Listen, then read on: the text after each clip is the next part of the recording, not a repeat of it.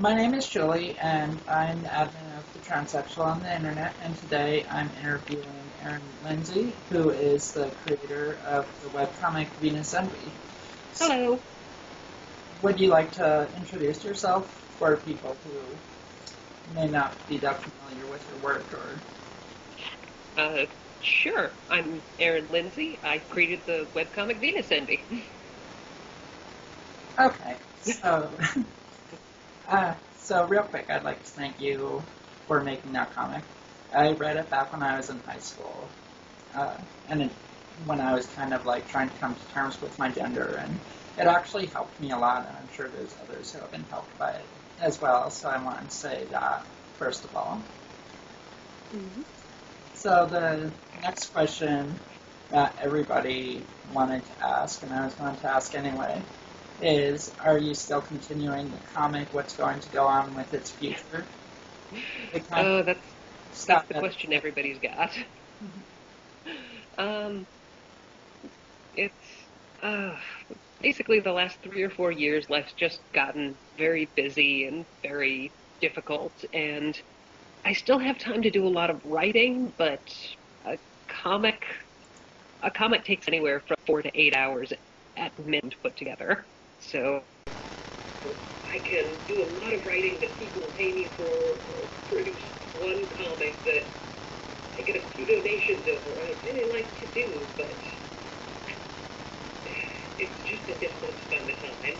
I was kind of getting back into the rhythm of taking one night a week before our moving fiasco and my broken wrist. So, and then the last 3 or 4 months, our lives have been kind of, my wife and I, our lives have been somewhat of a challenge.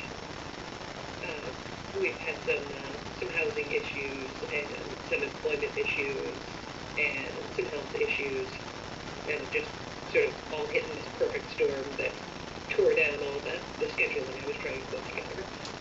That's definitely understandable. Sorry, the little freak out. Is that something from someone? Yeah, but it's okay. What kind of dog do you have? She's a corgi mix. Oh, nice.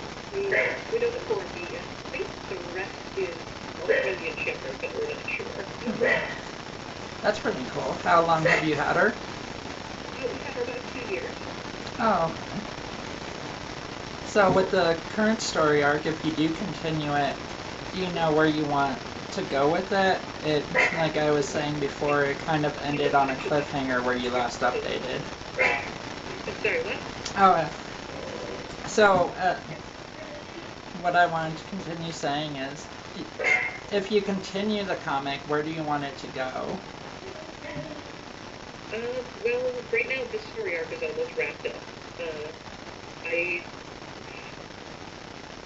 Back before everything fell apart, I was doing Wednesday morning nights so people could, at the very least, sign on to live stream and watch me work.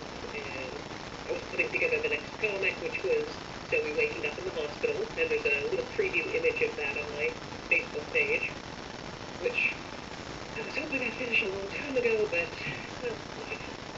Oh, okay. Well, I'm glad Zoe's all right. She's not going to die. Mostly her problem was some blood loss and going into shock, and her panic attack kicking in all at once. So it looks a lot worse than it is. She'll have some scars, physical and emotional, but I do have the entire summer scripted out for her, and I have a loose outline for her junior year. It's just kind of a question of how far we're going to get.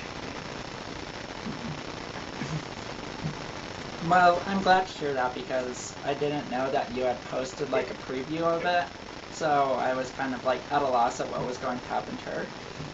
Even though I figured she'd survive, but still.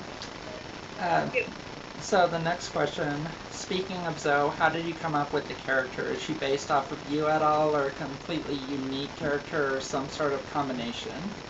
I don't think any author can make a completely independent character. I think everybody I've written has at least some little bit of myself in them. But Zoe's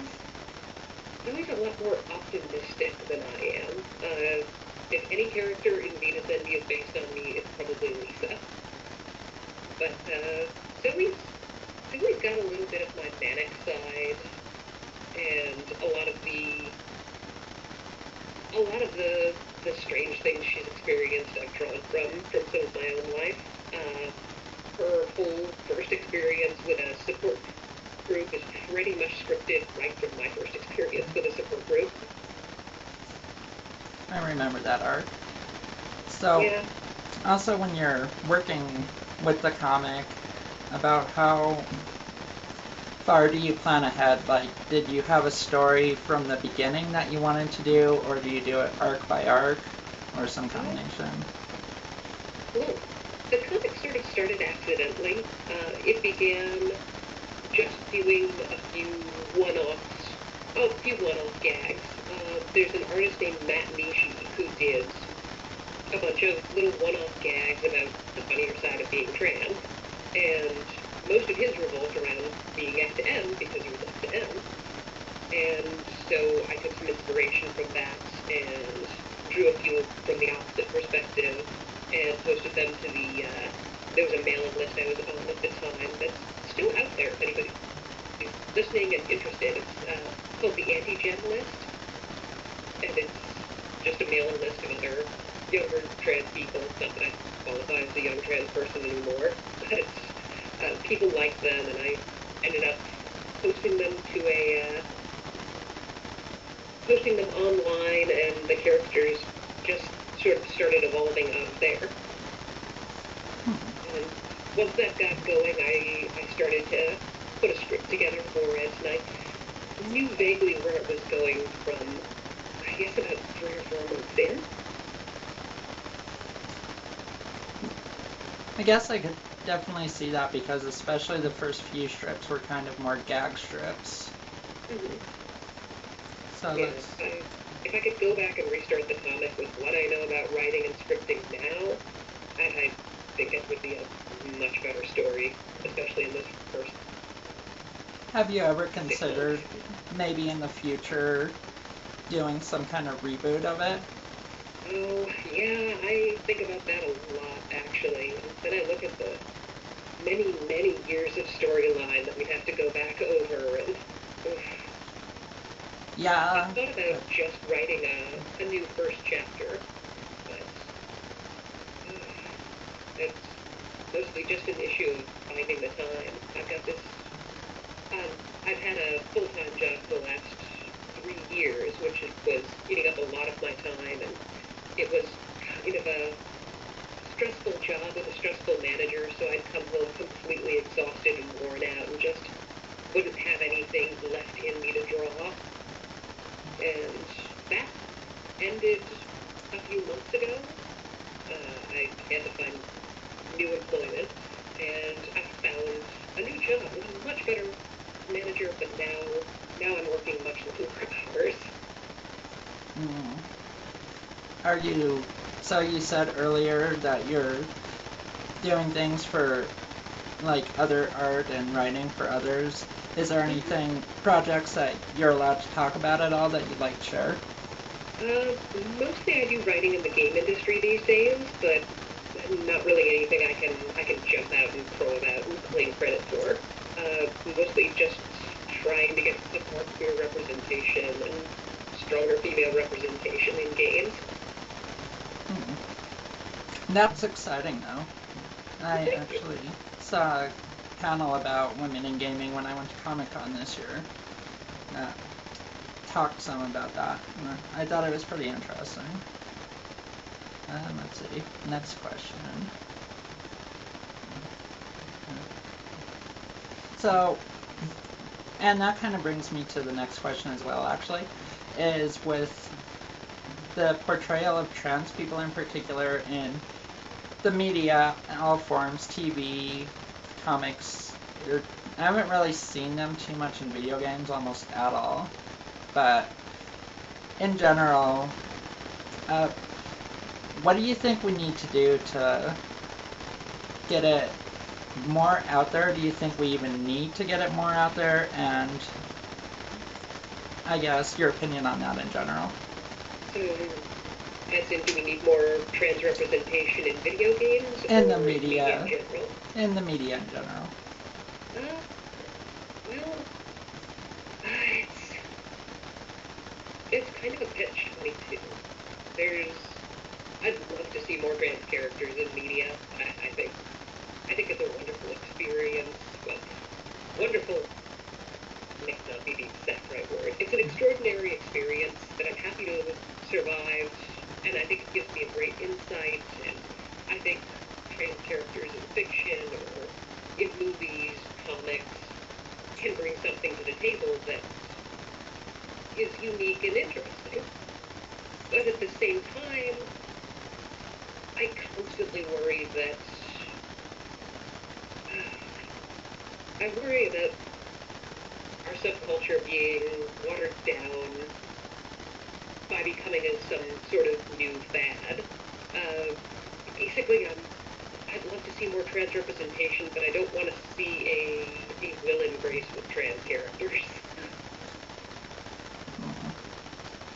Yeah, that's kind of similar to how I feel on the matter. The main thing that I feel personally about that is just that it seems sometimes when trans people are portrayed in the media, it's usually not very good. Or even when it is good, it's usually like really... To be fair, it's a confusing subject if you haven't gone through it yourself. And there's so many differing opinions even within the trans community that it's hard to please everyone all the time. There have been some very positive examples, at least in the last few years. Gail Simone's doing a pretty decent job representing I'm trying to remember her name now. In the Batgirl comic she's writing, she's introduced a trans character who's I saw that. completely absent of any drama. There's a British TV show called Hit and Miss that's about a trans hit woman for the Irish mob who inherits a farm and 5 children. Which, despite what the premise sounds like, isn't actually a comedy, and it does have some problems with the trans representation, but it's also positive for the most part. And there's a Japanese series called Wandering Sun. I think it's only 6 or 12 episodes, but it's insanely good at representing the trans experience for children, and just pulls my heart out of my chest. And can you watch... Do they have that on TV or can you watch it on the internet? Both that and Hit and Miss. I believe Hit or Miss is on either Amazon Prime or Netflix these days, so you should be able to see that. I don't think Wandering Sun is available. I think you've got to actually buy the DVD. I might have to look into that, though. But I'm always trying to find good representations of trans characters in media. It's kind of a guilty pleasure. Well, it's not really guilty. Yeah. But I think it is starting to happen some more now. Probably like 10 years ago, you wouldn't find any decent representation that wasn't made 10 by... years ago we had that god-awful Ally McBeal episode. Which one was that? Oh, there was one where I believe a trans employee was suing her boss over wrongful dismissal and... Oh, it's fine. The trans employee was suing her boss over being fired, and one of the lawyers at the firm started dating her, and there was drama, of course, because there's always drama, and it's just frustrating because it's always drama from the cisgendered point of view. Yeah, that is something I've noticed, is even in ones that are usually from cisgender sources, even if it is like a decent portrayal of the character, it is usually drama. But hopefully with time, that'll start to become better. I mean, I know that with like gay and lesbian people, their portrayal was really was not very good recently either, and they're definitely more in the spotlight. It does seem like any minority group has to go through this period of, I hate to appropriate this term, but sort of a blackface period, where you're going to be portrayed with these broad, almost comical strokes, and in very insulting ways, just to get the general populace used to the idea of you existing, before you even get to see real representations of yourself. So, we've been going through that phase with trans people for a very long time, so hopefully that means we're ready to start moving forward. Hopefully. I guess we'll see as we go. I do notice that a lot of webcomics are good on that, including, obviously, Venus Envy. But then again, those webcomics, you have trans creators making and writing them, so I think it's better than that. One of my favorite things about the internet, there's no barriers to entry for creators to tell their own stories. So you've got black writers sharing stories from their perspective. You've got Hispanic musicians sharing whatever they want to without having to go through a white record company. You've got trans comic creators, or pretty much any minority group that couldn't get access to the mainstream eye before the internet came along. All of a sudden, they have some say in how they're portrayed. So, the internet definitely is good in that regard. When you were first starting it, did you want it to be a webcomic, when referring to Venus Envy once again? Or did you kind of maybe want it to actually someday get published outside of the web? I've always wanted to work in comics. That being said, I like my art, but I know it's just never quite been there as far as comics go. So I guess I'm happy that I had the ability to print online without having to submit my god-awful artwork to an editor or review board. At the same time, I did always hope that I could eventually turn Venus Envy into a regular ongoing monthly series. That being said, after working on it for so long, I think I really prefer it as a webcomic. It's more readily available, much more freedom, and you can have an editor at some point, but...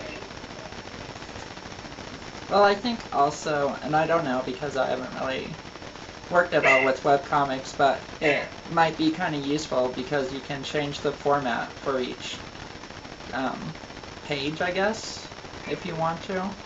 Or you can't really. Or maybe you can, I don't know much about comic making. If you've seen the little timeline comics I put up on the Transsexual on the internet, which are extremely stupid, they usually are like shoddily done and not hand-drawn, so... let's see. So yeah, but I'd imagine at least in some regard the internet would give you more freedom than having a hard copy. Oh, so the co-admin of the page, Jenna, she also had a few questions for you. She's a really big fan as well, and I don't know if you've ever checked out, she does a trans-related webcomic too called Plastic. I don't know if you've ever checked that out, but she wanted to know, how do you think Venus Envy became so popular?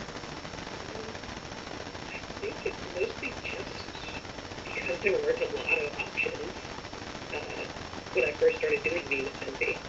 The only trans-related comics I really knew back then were Venus Envy, basically, Closet Space, which is still updating and still going, Lean on Me, which is a really cute story done by Jade Gordon, but she hasn't updated it in even longer than Venus Envy has without an update, and Matt Nishi's sort of one-off gag strip. I think people jumped on board because they wanted something like that, and there weren't a lot of options. Yes, that makes sense. I can't remember how I originally found the comic.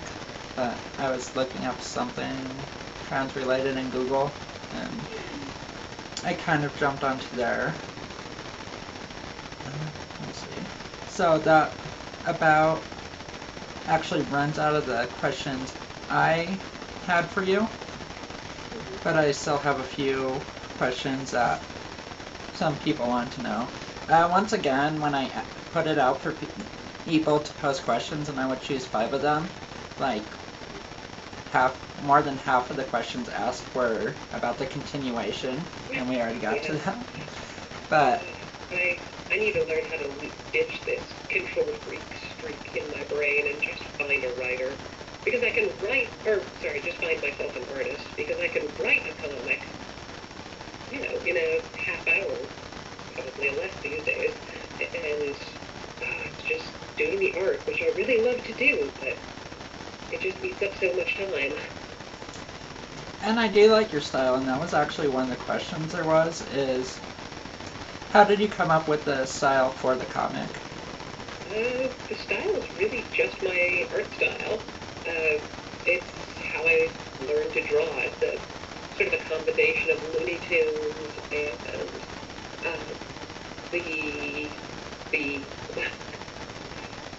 this is kind of embarrassing to admit, but I grew up reading a lot of Archie and Betty and Veronica.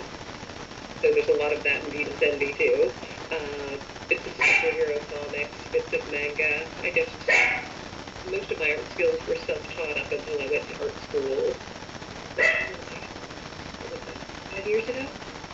And so I just picked up a lot of bad habits from a bunch of different comic sources, and all of that mashed together is what makes my art style. Well, I think it looks pretty good. Another question from a fan is just how have you been in general, and you and your wife? And you kind of touched on a little bit earlier, but... Yeah, we've been having some issues. Not the wife and I, we're still good together, aside from, every relationship gets a little rocky when there's so much stress. But we lost our home back in March, mostly due to problems with Bank of America. And we've been trying to get a new home, but again, because of Bank of America, we're having some difficulties with that. We've had my fall with the broken wrist. The dog ended up injuring her knee, and for a while we had a studio apartment we were staying in while most of our possessions were in storage. But the studio apartment got torn down. Oh wow! Yeah, turns out the entire back wall of the building was dry rot, and the whole place was about to collapse. So now we are in a friend's basement, which is where I am now, which is actually incredibly nice for a basement. And just sort of try and get things back in order. Well, I wish you luck with all that. Thanks. Definitely sounds like a tough time recently. I've been through worse, but it's not been the most pleasant couple of months. Okay. Yeah, and then this entire time during it, like, my right contact started bothering my eye out of nowhere. So I'm not trying, like, not to rub it or have it tear up while I'm on camera. So let's see. And then, there's 2 more questions.